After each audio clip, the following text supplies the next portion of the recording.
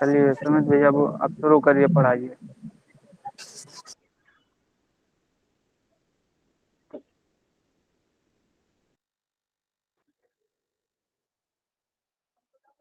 Recording शुरू हो गई है, अब अध्ययन शुरू कराइए।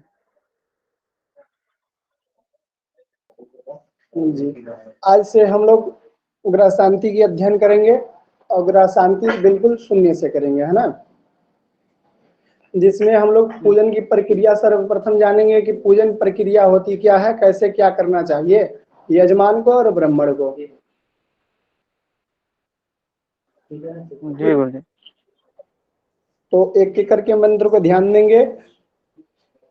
सुसनातः प्रांगमुखो भूत्वा यजमानाय कृतान्निका आहूय ब्राह्मणान् कुर्यात् प्रतिज्ञां विधिवत्तदाम् गणेश पूजनं कृत्वा वरुणं च ततो यजेत् पुण्याः वाचनं कृत्वा अभिषेकं कार्यतत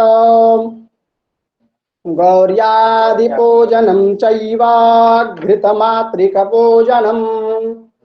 आयुष्यमन्त्रपाठं तु नान्दी श्राद्धमतः परम् सर्वेषां वरणं कृत्वा सर्वतो भद्रपूजनम् ततः प्रधानदेवस्य पूजनं च समारभेत् स्थाप्यग्निं सुग्रहाणां च स्थापनं कुशकण्डिकाम् कृत्वा ततो यजेदाज्याहुतिं भक्तिपुरःसरः सूर्यादीनां ग्रहाणां च होमः कार्यस्तिलादिभिः ततः प्रधानदेवस्य होमः कार्यो यथाविधि सर्वतो भद्रदेवानां हवनं वै समाचरेत् पूजनं स्विष्कृत्यैव घृतेनैव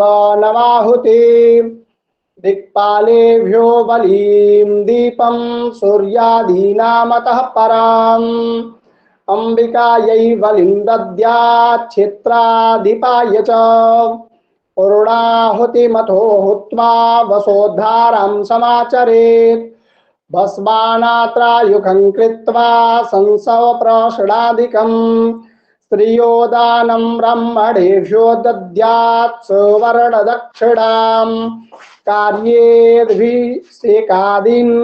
विसर्जनः मतः परम् भोजनं ब्रह्मणैव सार्धं सतां च यनुकरम्।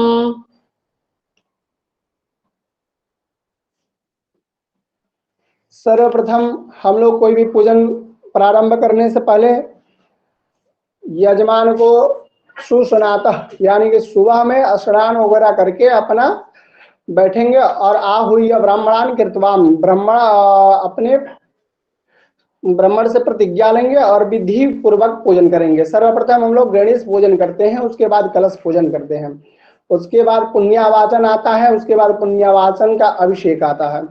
ठीक उसी प्रकार से गौरियादि पूजन आता है, उसके बाद घृत मातृका गौरियादि पूजन यानी कि खोड़स मातृका पूजन, घृत मातृका पूजन यानी सिद्धियादि सप्तघृत मातृकाओं का पूजन, उसके बाद आयुष मंत्र का पाठ होता है, उसके बाद नांदी श्राद्ध होता है। ठीक है, उसके बाद हम लोग सर्वतो भद्र का पूजन करते हैं, उसके बाद प्रधान देव का पूजन करते हैं, उसके बाद स्थाप्य अग्नि सुग्रहाणाम च कुशकंडिकाम, उसके बाद कुशकंडिका करते हैं, उसके बाद अग्नि को स्थापना करते हैं, उसके बाद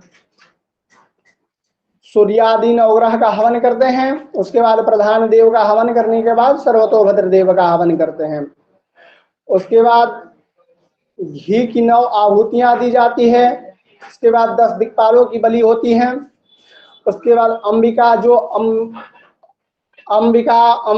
अंबिकायई अम्बालई ये तीनों की बलियां होती हैं, है ना। उसके बाद पूर्णाहुति होता है, उसके बाद वसोधारा होता है, उसके बाद भस्म धारण करते हैं, उसके बाद संसव प्राशन करते हैं, भस्म धारण के बाद संसव प्राशन करते हैं। ठीक है, उसके बाद श्रीयोदान करते हैं। ठीक, उसके बाद ब्राह्मण को सुवर्ण की दक्षिणा चलती है पुस्तक के अनुसार, शास्त्रों के अनुसार तो सुवर्ण की दक्षिणा है, लेकिन जो भी श्रद्धा हो, श्रद्धा के अनुसार, अपने कार्य के अनुसार उनको दक्षिणा देना चाहिए। ठीक है, उसके बाद विसर्जन होता है। ठीक, इसके आगे हम लोग बढ़ेंगे और पूजन प्रक्रिया में प्रारंभ करेंगे। ओम केशवाय नमः, ओम नारायणाय नमः, ओम माधवाय नमः। उसके बाद 3 बार आचमन करने के बाद अपना पवित्रीकरण करेंगे।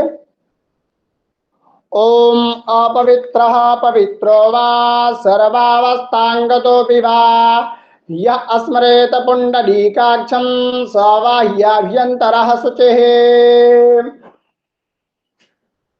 उसके बाद पृथ्वी शुद्धि के लिए पहले विनियोग करेंगे। ओम प्रदवेते मंत्रस्य मेरो पृष्ठऋषे शोतलं छन्दः कूर्मो देवता आसने विनियोगः। ओम प्रदवे त्वया धृता लोका देवे त्वं विष्णुना धृता त्वं च धार्य मां देवीं पवित्रं कुरु चासनम्। उसके बाद पृथ्वी माता को गंध अक्षत फूल चढ़ाकर प्रणाम कर लेंगे। उसके बाद पवित्री धारण करेंगे।